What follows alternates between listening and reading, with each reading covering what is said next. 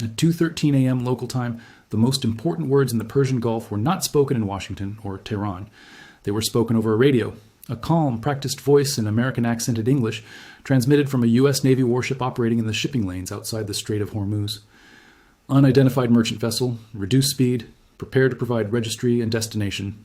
No missiles, no airstrikes, no dramatic footage, just a radio call backed by steel. Because when the United States begins blocking access to Iranian ports, the first weapon is not a bomb, it's control. And when J.D. Vance says Iran, quote, "two can play that game," he's not delivering a soundbite for television. He's signaling a shift in the American posture, away from punishment that happens on paper and toward coercion that happens at sea. Tonight, the question is not whether this is serious. The question is how fast it spreads, because a blockade, even a partial one, is one of the few moves left in the escalation ladder that can break an economy and ignite a war at the same time. And most people watching the headlines still don't understand what a blockade actually is. They think it means ships can't dock. That's not what it means. A blockade means the United States is attempting to control the bloodstream of Iranian trade, ship by ship, cargo by cargo, under conditions where every boarding, every diversion, and every warning shot carries the risk of becoming the first fatal spark. Let me explain what's happening, what blockade means in real operational terms, and why the phrase "two can play that game" is not just a threat. It's a blueprint. What the U.S. is really doing, and why the word blockade matters. When governments use the word blockade, they usually don't want to.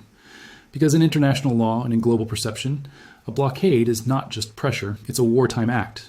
So watch the language carefully. Washington may describe this as maritime interdiction, sanctions enforcement, port access restrictions, or security operations. But if the reported policy is that shipping is being stopped, turned away, searched, or penalized for attempting to enter Iranian ports, then the functional reality is a blockade, whether the White House uses the word or not. And that distinction matters for one reason. A blockade creates a new kind of confrontation, not distant, not theoretical, physical. It forces direct contact between U.S. forces and civilian commercial traffic tied to Iran, traffic that includes ships flagged to third countries, owned by shell companies, insured through complex networks, and crewed by people who have no political stake in the fight but will be trapped inside it. Blockades are messy, they're legally contested, they're operationally exhausting, and they don't stay limited unless both sides decide to keep them limited. Which brings us to the quote. When Vance says "two can play that game," he's responding to a long-standing Iranian playbook, using geography, proxies, harassment at sea, and selective disruption to impose costs without triggering a full-scale response. America is now signaling we can impose costs too, at scale, and we can do it in the one arena where Iran's economy has no alternative route. That arena is maritime trade. Why? Iranian ports are the pressure point. Iran is not landlocked. It's not isolated by a single border. It has overland trade routes. But the modern Iranian economy, especially energy exports, industrial imports, and the heavy bulk goods that keep industry alive, depends on ships. And ships depend on three things: port access insurance, predictable transit lanes. A blockade doesn't need to sink a single vessel to work. It just needs to make shipping companies believe they will lose money, lose time, lose their cargo, or lose their insurance coverage if they approach Iranian ports. That's why this isn't only a Navy story, it's a global finance story. Because shipping is one of the most risk-sensitive industries on Earth. If underwriters decide a route is too dangerous or too legally risky, ships stop sailing there. Not because of morality, because of math. And that's the first hidden force behind a blockade: fear of liability. The second force is geography. If you want to squeeze Iranian maritime trade, you don't need to be inside Iranian waters. You don't need to attack ports. You don't need to fire a shot. You need presence along the routes ships must take to enter and exit the Gulf region. You need surveillance. You need the ability to intercept, and you need enough legal and political cover that your allies don't abandon you when the first incident becomes a global headline. So the center of gravity is not the port gates, it's the approach lanes, the predictable corridors where commercial traffic funnels through constrained waters. That is why this move is so dangerous, because Iran has its own answer to corridor control. It's called Hormuz. This is a contest over the Strait without saying the word here is the reality most viewers miss. When the U.S. begins restricting access to Iranian ports, Iran immediately faces a choice. Option A, absorb the economic pain and attempt to bypass through alternative arrangements. Option B, impose counterpain by threatening the broader system of Gulf shipping. And this is where "two can play that game" becomes more than rhetoric. Because if the U.S. tries to choke Iranian port access, Iran's most obvious reply is not to fight the U.S. Navy ship for ship. Iran doesn't need to. Iran can threaten the entire concept of predictable shipping by escalating harassment, seizures, drone pressure, missile signaling, or other asymmetric actions that make the Gulf feel unsafe for everyone, especially for neutral states that want commerce without war. That is the logic of maritime escalation. You don't have to win. You only have to make the battlefield expensive enough that the other side loses political will. So now the US is attempting to apply pressure directly to Iran. And Iran, if it responds in its traditional way, will attempt to apply pressure to the system around Iran.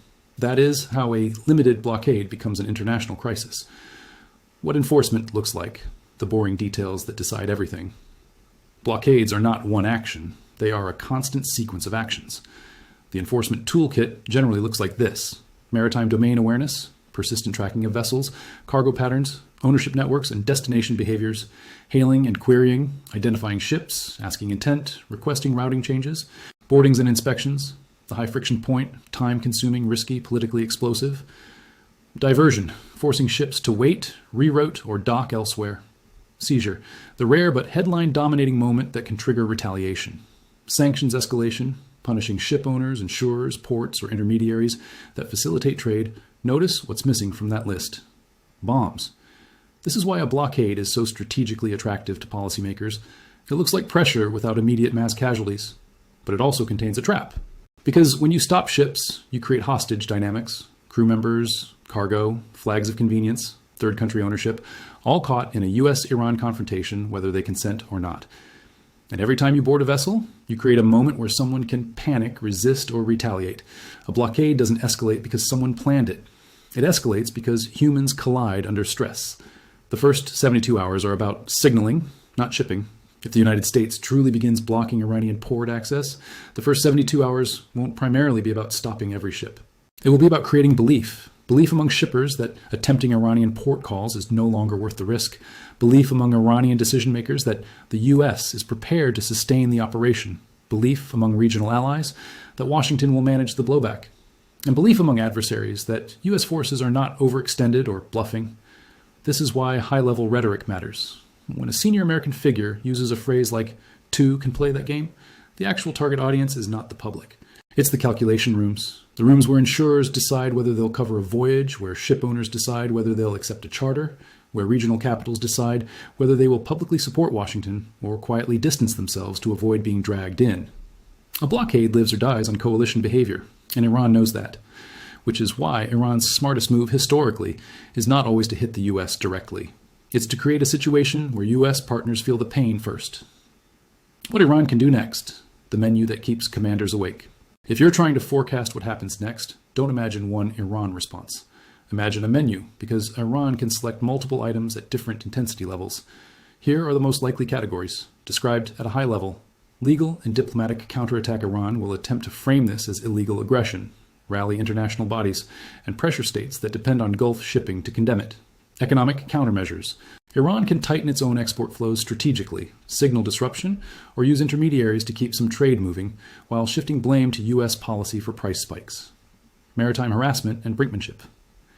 This can range from aggressive maneuvering to limited seizures of commercial vessels tied to US partners, not necessarily to win, but to create headlines and increase insurance premiums. Proxy escalation pressure can appear outside the Gulf through aligned groups, messaging campaigns, or attacks designed to stretch US attention. Cyber pressure. Ports, shipping logistics, and insurance networks are digitally dependent. Even small disruptions create outsized confusion. The point is not that Iran will choose the most extreme option immediately. The point is that the blockade creates incentives to respond asymmetrically, because Iran cannot outmatch US naval power in a direct contest. But Iran can make the environment so unstable that it becomes politically difficult for Washington to sustain operations. That's the game. And two can play that game is Washington, signaling it understands the game and is now choosing to play it back. Why this move is different from sanctions and harder to walk back. Sanctions can be tightened, loosened, waived, rewritten. A blockade is different because it changes the daily rhythm of operations at sea. Once you start physically interfering with shipping, walking it back is not just a policy reversal, it's a credibility reversal.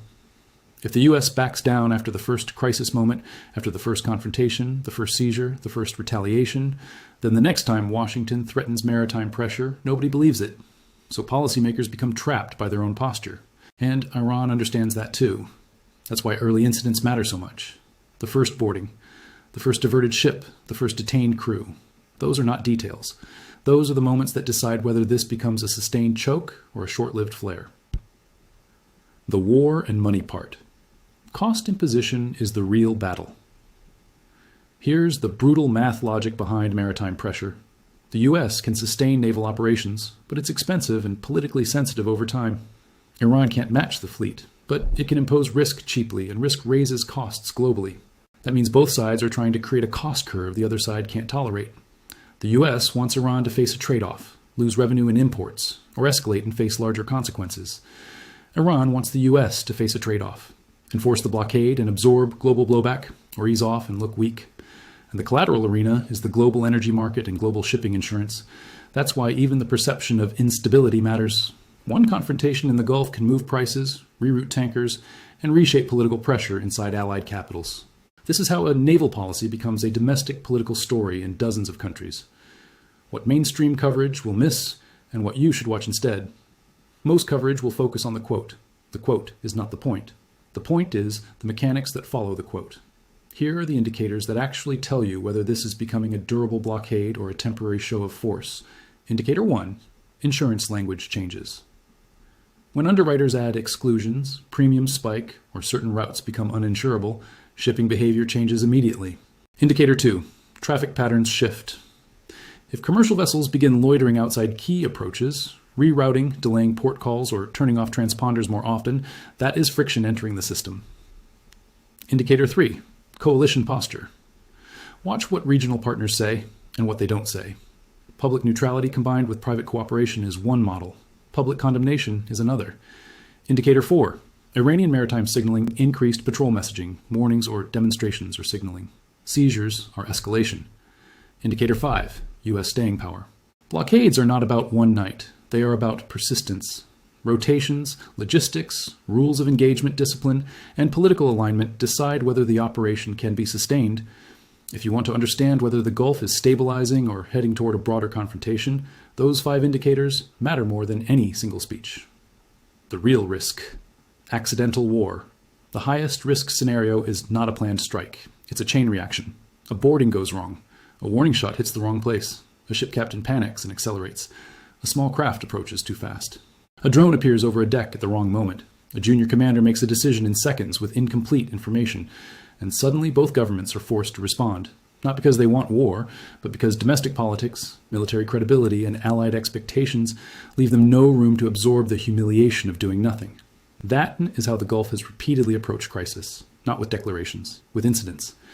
So, when the U.S. begins blocking Iranian ports, the most important question becomes, how many incidents can occur before restraint fails? Because the blockade creates repeated opportunities for incident. Why two can play that game is a warning to more than Iran. There's another audience for that phrase. It's every actor watching this conflict to learn what the new normal is. If the U.S. demonstrates it can physically restrict port access as a tool of state power, that becomes a precedent.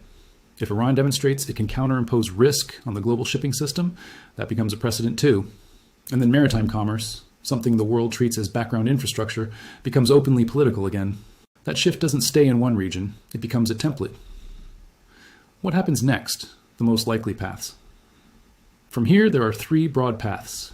Path 1, quiet effectiveness. Enforcement is selective.